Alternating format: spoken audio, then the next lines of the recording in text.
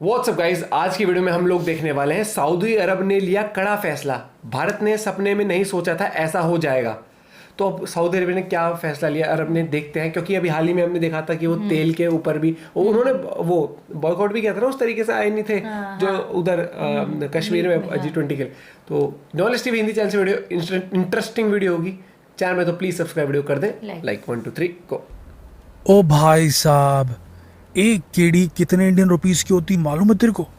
एक Kuwaiti dinar is equal to 268 Indian rupees. समझ रहा तू? एक यूएस के डॉलर की कितनी कीमत होती है? 80 रुपए, 70 रुपए, 80 रुपए, उससे ऊपर नहीं। और ये देख, ये जितने भी खाड़ी देश हैं अरेबियन कंट्रीज, वहां कितना पैसा मिलता है। रेत उठा के, गिट्टी फेंक के, सीमेंट उठा के, लाइट फिटिंग करके इतना पैसा कमा लेते 2-3 साल में लोग कि वापस घर में आके बंगला तान देते हैं, पंजाब में बंगला तान देते हैं, यूपी में। सुन रहे तू मेरी बात? चलते हैं अरब देश। बस यही हो जाती है हम भारतीयों से गलती। लगातार आपने सुना होगा कि भारत से कई लोग जाते हैं मजदूर, अनऑर्गेनाइज्ड सेक्टर के वो लोग जिनका काम सिर्फ लेबर वाला होता है। जाते हैं यहाँ से ये सपना संजोकर कि लाखों रुपए कमा करके अरब देशों से भारत लेकर आएंगे, अपने घर वालों को एक अच्छी जिंदगी देंगे। सच्चाई कुछ जो और ही है। बेरोजगारी भारत में है उससे निकलकर अरब देशों की अकूत धन दौलत में से एक कतरा लेकर के वापस अपने देश लौट आएंगे। क्योंकि उनको मालूम होता है कि अरब देश वाले पैसे तो देते हैं लेकिन वहां पर सिटीजनशिप नहीं देते। तो कुल मिलाकर इन्हें भारत लौटना ही होता है, वापस आना पड़ता है। लेकिन इस बीच इनके साथ जो धोखे होते हैं उसकी गिनती नहीं है दोस्तों। आपको बता दें, अरेबियन कंट्रीज में, खाड़ी देशों में कफाला सिस्टम चलता है, एक प्रकार का स्पॉन्सरशिप। कफील कहा जाता है वहां जो स्पॉन्सरशिप लेता है फॉरेन वर्कर्स को भारत से बुलाकर अपने देश में रखने की, खाड़ी देश में, और उसी के सारे हुक्मों का पालन करना यहाँ से गए लोगों का एक मजबूरी बन जाती है उनकी। कफील अच्छा निकला तो ठीक, कफील खराब निकला तो जिंदगी गर्त में चली जाती है। कई महिलाओं की कहानियां आपने सुनी होगी, भारत के उत्तर प्रदेश, पंजाब और दूसरे इलाकों से निकलती हैं। घर में मेड की नौकरी के लिए, फैक्ट्री में काम के लिए, अपने बच्चों के लिए वो निकलती हैं, भारत से जाती हैं अरेबियन कंट्रीज, खाड़ी देश। और वहाँ अगर कबूतरबाजी के चलते चली गई, गलत यहाँ के जो एजेंट होते हैं, ट्रैवल एजेंट, उनके थ्रू चली गई, वर्क वीज़ा नहीं मिला, तो उसके साथ जो होता है उसकी आप कल्पना नहीं कर सकते। उसकी इज्जत आबरू तक नहीं बच पाती है, उसे जिंदा लाश बना दिया जाता है। ये कड़वा सच है अरब देशों में काम करने वाले अनऑर्गेनाइज्ड सेक्टर के लोगों का। आपको बता दें, भले ही खाड़ी देशों में आसानी से एंट्री मिल जाती है, पैसे भी ठीक ठाक मिल जाते हैं, लेकिन आपको बता दें, क्या आपने इस तरफ गौर किया है क्यों यूरोपियन कंट्रीज आसानी से भारतीयों को एंट्री नहीं देती? क्योंकि वहाँ पर ह्यूमन राइट्स का पालन सही तरीके से होता है, वहाँ पर इंसान की ज़िंदगी की कीमत होती है दोस्तों। इसीलिए आपको वहाँ घर में काम करने वाली मेड नहीं मिलेगी। जो कपल्स, जो परिवार भारत से शिफ्ट होकर यूरोपियन कंट्रीज गए हैं, कनाडा गए हैं, अमेरिका गए हैं, यूरोप गए हैं, उन्होंने इस चीज़ को फील किया कि वहाँ काम करने वाली बाइयाँ नहीं मिलती, खुद से काम करना पड़ता। लेकिन अरेबियन कंट्रीज में आपको ऐसी बहुत सारी बाइयाँ मिल जाएंगी क्योंकि वो स्लेव खरीदते हैं। जी हाँ, गलत कफील जो होते हैं वो भारत के कुछ लोभी एजेंट्स के थ्रू मिल करके ऐसे लोगों को खरीद लेते हैं, ह्यूमन ट्रैफिकिंग तक कर देते हैं इंडियंस की। और आसानी से वर्क वीज़ा मिलने के चलते भारत से भी लोग वहाँ चले जाते हैं। कभी कभी वर्क वीज़ा मिलता ही नहीं है, उन्हें फंसा दिया जाता है, उन्हें नौकर बना दिया जाता है, नौकर से ज़्यादा गुलामी की ज़िंदगी जीते हैं। पर ऐसा यूरोपियन कंट्रीज़ में नहीं होता, इसीलिए वहाँ जाना मुश्किल होता है। इसी चक्कर में ह्यूमन राइट्स का काफ़ी ज़्यादा वायलेशन होता है खाड़ी देशों में, भारतीयों के साथ, बांग्लादेशियों के साथ भी और पाकिस्तानियों के साथ भी ऐसा करते हैं लोग। वैसे आपको बता दें, एक बहुत बड़ा तबका है भारत का जो खाड़ी देशों में काम करता है। लगभग 24 से 25% लोग जो यहाँ से जाते हैं वो वाइट कॉलर जॉब्स के लिए भी जाते हैं, डॉक्टर्स, इंजीनियर्स। उनकी जिंदगी सही होती है, अच्छा खासा पैसा कमाते हैं, और हो सकता है कि आगे चलकर उन्हें भी वहाँ पर सिटीजनशिप मिल जाए, लेकिन उनके लिए भी मिलना बहुत मुश्किल होता है। उन्हें वापस अपने देश लौट कर आना पड़ता है, और जो भी उन्होंने कमाया वो भारत में वो भेजते हैं।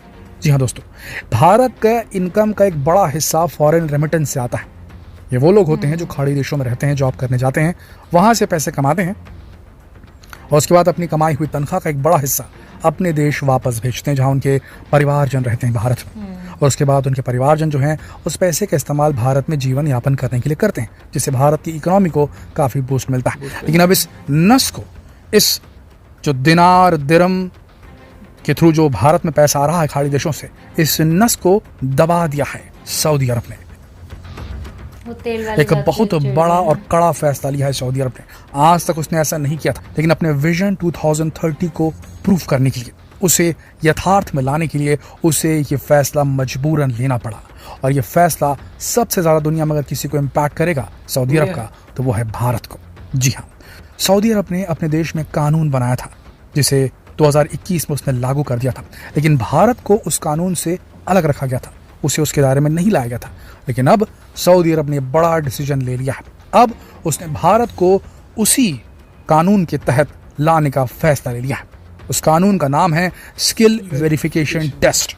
जैसा कि हमने आपको बताया, ये जो कानून सऊदी अरब ने बनाया है वो विजन 2030 को ध्यान में रख के बनाया है। सऊदी अरब का ये प्लान है कि 2030 तक वो अपनी इकोनॉमी, जो कि अभी बहुत हद तक तेल के ऊपर बेस्ड है, उससे हटा करके टूरिज्म के ऊपर बेस कर दे उसको। और टूरिज्म के ऊपर बेस करने के लिए उसे बड़े बड़े प्रोजेक्ट्स को सक्सेसफुल करना है। जैसे कि आपने सुना होगा, हमने कई वीडियो बनाए हैं, neon city, the line city, बहुत से ऐसे शहर बनाने वाला है, मेगा प्रोजेक्ट्स बनाने वाला है सऊदी अरेबिया, जो कि दुनिया में अपने आप में एक नायाब नमूना पेश करेंगे एडवांस्ड आर्किटेक्चर का। ऐसा कुछ जिसे देखने के लिए पूरी ग्लोब से, पूरी दुनिया से लोग आएंगे सऊदी अरब, और टूरिज्म से पैसा बहने लगेगा सऊदी अरब में। बिल्कुल कॉपी कर रहा है सऊदी अरब दुबई को देखकर, यूएई को देखकर। यूएई और दुबई जो है उसमें काफ़ी सारे भारतीय रहते हैं, और उन्होंने भी देखा है वहाँ पर किस प्रकार से यूएई ने अपने इकोनॉमी को ऑयल इकोनॉमी से कन्वर्ट कर टूरिज्म बेस्ड इकोनॉमी में कन्वर्ट कर दिया। गोल्ड सेलिंग कंट्री बन गया, गोल्ड एक्सपोर्टर बन गया है यूएई। उसी प्रकार से सऊदी अरब भी अपने आप को ऑयल के चंगुल से हटाना चाहता है। उसे मालूम है कि ऑयल कम बचा है, इसलिए ऑयल के ऊपर निर्भर रहना सही नहीं है। इसीलिए उसे बहुत सारा आर्किटेक्चर बनाना है, काफ़ी सारा इंफ्रास्ट्रक्चर बनाना है। इसके लिए उसे चाहिए स्किल्ड लेबर। यह स्किल वेरिफिकेशन टेस्ट कानून है क्या?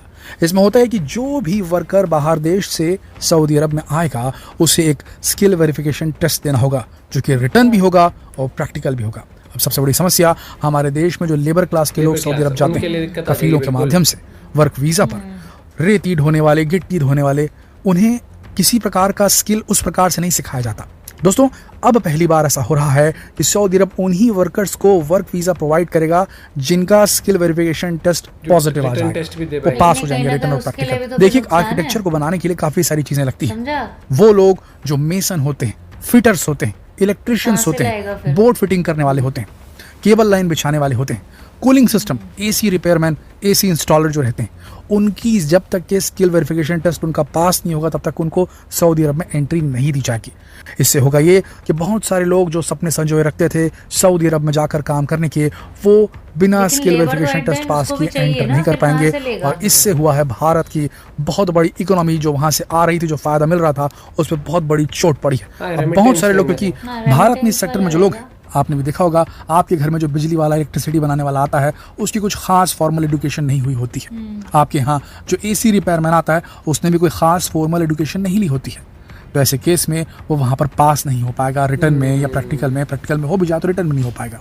इससे काफ़ी लोगों का रोजगार, जो खाड़ी देशों से मिल रहा था रोजगार भारतीयों को, वो मिलना बंद हो जाएगा। तो ये बहुत बड़ी एक वार है उन फॉरेन रेमिटेंस के ऊपर में जो लगातार भारत में आ रहा था। फॉरेन में लोग जा रहे थे काम करने के लिए, वहाँ रोजगार उन्हें मिलता था, वो पैसे कमाते थे दिनार और दिरहम्स में, और वो पैसा भारत आता था। अब वो आना कम हो जाएगा। करने की क्या जरूरत है? भारत में मोदी जी ने एक बहुत बड़ा प्लान बनाया था स्किल डेवलपमेंट वाला, उसे अब ग्रास रूट लेवल तक पहुंचाना होगा। और वहां पर इस प्रकार के सारे कोर्सेस जो एक बिल्डिंग आर्किटेक्चर को बनाने के लिए लगते हैं, उसके ऊपर अप्लाई करवाना होगा। सभी लोगों की एक फॉर्मल एजुकेशन होनी चाहिए। एक एसी रिपेयरमैन, उसे भी फॉर्मल एजुकेशन देनी चाहिए उस फील्ड से रिलेटेड। कुल मिलाकर कहा जाए तो वोकेशनल ट्रेनिंग के ऊपर स्ट्रेस डालना पड़ेगा अब भारत सरकार को। इससे होगा ये कि सऊदी अरब जैसी कंट्री जहां से काफ़ी सारा पैसा भारत आता है, वहां पर हमारे लोगों को रोजगार प्राप्त करने में बिल्कुल किसी भी किस्म की परेशानी नहीं होगी। यहाँ पर हम सऊदी अरब को भी दोष इसलिए नहीं दे सकते क्योंकि उसका भी कहना सही है। सिर्फ सऊदी अरब नहीं, बहुत सारी कंट्रीज ऐसी हैं जिन्होंने बिना स्किल वेरिफिकेशन टेस्ट के लोगों को लेना बना कर दिया है। अब वो वर्कर्स को नहीं लेती क्योंकि उन्हें भी क्वालिटी लेबर की ज़रूरत है। क्योंकि अब जितना अच्छा लेबर होगा, जितना क्वालिटी होगी उसके काम में, उतनी जल्दी जो स्ट्रक्चर है वो बनकर तैयार होगा और वहाँ से प्रॉफिट निकलना शुरू होगा। तो इसे ध्यान में रखते हुए भारत को अब ज़रूरत है कि वो अपने स्किल डेवलपमेंट पे खास फोकस करे। वोकेशनल ट्रेनिंग यानी कि पर्टिकुलर सेक्टर में सीधी ट्रेनिंग, चाहे वो इलेक्ट्रिशियंस की ट्रेनिंग हो, चाहे वो फिटर्स की ट्रेनिंग हो, चाहे वो इस प्रकार के कूलिंग सिस्टम को इंस्टॉल करने वाले की ट्रेनिंग हो, इसके ऊपर फोकस करना शुरू कर देना चाहिए। इससे होगा ये कि भारत में भी जो लेबर की क्वालिटी रहेगी वो भी इंक्रीज हो जाएगी और इन लोगों को अच्छे पेपर दूसरे देशों में जाकर काम करने का मौका मिलेगा। आपको बता दें अभी सिर्फ 19 प्रोफेशंस को सऊदी अरब ने इस लिस्ट के अंदर डाला है जिन्हें पास करना होगा स्किल वेरिफिकेशन टेस्ट भारत से सऊदी अरब में एंट्री के दौरान। लेकिन अब जल्द ही सऊदी अरब आने वाले कुछ समय में दूसरे प्रोफेशंस को, जिसमें डॉक्टर और इंजीनियर्स भी हो सकते हैं, उनके लिए भी एक टेस्ट ऑर्गेनाइज करना शुरू कर दे, उसके बगैर उन्हें एंट्री मिलना बंद हो जाएगी। जी हाँ दोस्तों, तो भारत को बकल अप करना पड़ेगा, खड़ा होना पड़ेगा और तैयार रहना होगा, अपने हुनर को और ज़्यादा धार देनी होगी और ज़्यादा ट्रेनिंग लेनी होगी ताकि दूसरे देशों में जाकर भारत पहुंच सके और वहां पर से मुनाफा कमाकर अपने देश भेज सके। इस पूरे मसले पर आपकी क्या राय है नीचे कमेंट सेक्शन में लिखकर जरूर बताएं और जितना हो सके इस वीडियो को शेयर करें फेसबुक पर, व्हाट्सएप पर, यूट्यूब पर। पॉइंट सबसे पहले यही है कि वो ये चाहता है कि स्किलफुल लेबर आए, जो भी आए वो ऐसा हो कि समझ सके चीज़ कैसे करना है और वो एक्टिव हो, एजुकेटेड हो। अब जैसे एग्जांपल मैं बात करूं तो मुझे लगता है कि ये एक स्टेप ठीक भी है क्योंकि हमारी गवर्नमेंट स्किलफुल इंडिया बनाना चाहती है, वर्कर्स को स्किल्ड चाहती है, चाहे वो किसी फील्ड में। एग्जांपल अगर कोई टेलर के काम भी करता है तो वो प्रॉपर नॉलेज हो उसको हर एक चीज़ की, कोई रिपेयरिंग का काम भी प्रॉपर नॉलेज हो। और इसके ऊपर बहुत बड़े लेवल पर काम चल रहा है इंडिया में, लेकिन उसको और तेज़ी से बढ़ाए ताकि ये नहीं कि दूसरे देश में भारत का कोई आदमी जा पाए, लेकिन इंडिया में सेल्फ डिपेंडेंसी होती है ना कि किसी और पर निर्भर नहीं होना, आत्मनिर्भर भारत वाली बात। तो अगर सब कुछ सीख जाएगा बंदा तो उसको स्किलफुल अगर कोई होगा तो उसको आराम से नौकरी मिल सकती है। एग्जाम्पल है, अब एक आदमी बैठा है, वो बेरोजगार है, उसने एजुकेशन भी नहीं करी और उसके पास कोई स्किल नहीं है तो क्या नौकरी ढूंढेगा? वहीं पर स्किलफुल इंडिया के थ्रू बहुत सारी चीज़ें हैं, बहुत सारी फील्ड्स है जिसमें एग्जाम्पल कोई एसी रिपेयर करना ही सीख लेगा तो हो गया वो स्किलफुल। एसी रिपेयरिंग में हेल्प कर सकता है वो, एसी रिपेयरिंग में क्या होता है वो उसको कॉन्ट्रैक्ट मिल सकता है, बहुत चीज़ें होती हैं। तो उसी चीज़ों को लेकर मद्देनजर ये मुझे लगता है कि लेकिन इसमें मुझे थोड़ा नुकसान से ज़्यादा मुझे लगता है कि लोग अब पर्टिकुलर फील्ड में वोकेशनल कोर्सेज में इन्वॉल्व होंगे। एक मुझे ऐसा लगता है जैसे उसने बोला ना जो नॉर्मल रेती ढोने वाला है, वो पता है क्यों मुझे लगता है रेती ढोने वाले लोगों की एग्जांपल लेबर की इसलिए जरूरत नहीं पड़ी क्योंकि मशीन्स इतनी आ गई हैं। ये हो सकता है, लेकिन लेबर की तो यार जरूरत पड़ती है क्योंकि चीज़ों में 100% एजुकेशन तो किसी भी कंट्री में पॉसिबल नहीं है, समझ रहे हैं कि बिल्कुल 100%। और कुछ ऐसे देखो, और जो फिर वो रह जाते हैं होते कौन है, जो अनएजुकेटेड होते हैं, नहीं पॉसिबल, तो वो क्या करते हैं, ठीक है रेती ढोने वाला जो मजदूरी वाला काम है ये बहुत ही वो है, क्योंकि एक टाइम पे आके ना क्या होगा, देख हर बंदा अफोर्ड नहीं कर सकता है चीज़ कि भाई मतलब समझ रहे इस थोड़ी बहुत भी पढ़ाई है क्या है, तो वही लोग जाते हैं। लेकिन वोकेशनल कोर्सेज में ना आपको वैसे पढ़ाई लिखाई की जरूरत नहीं है, आपको ऐसे कि आपकी स्किल से रिलेटेड। मान ले मैं नॉर्मल बता रही हूँ, ईंटें लगाने वाला बंदा है, ठीक है, उसे कुछ मुझे समझ रहे मैं क्या कह रही हूँ, ईंटें लगाने वाला बंदा है, अब उसे तो वो ऑलरेडी पता है कि भाई मे बी जो इस तरीके से काम के लिए जाएंगे वो सोच रहे हैं अपने ही लोगों से करवाएं या फिर इनके केस ना। लेकिन एक टाइम पे आके क्योंकि ये थोड़ा सा मुझे डाइसी वाला वो लगा, ले तो लिया डिसीजन, क्या पता ठीक है जो बिल्कुल ही मतलब ईंट पत्थर होते हैं उनके लिए ना हो, ये हो उनके लिए जो प्लम्बिंग कर रहे हो, इलेक्ट्रिशियन वाला कर रहे हो, वो चीज हो सकता है। लेकिन कहीं ना कहीं फायदा हमारा भी होगा, हमारे लोग और वो स्किलफुल होंगे। आपका पॉइंट ऑफ व्यू क्या है इस बारे में जरूर बताना। मिलते हैं आप लोगों से एक और वीडियो के साथ। Bye bye, take care.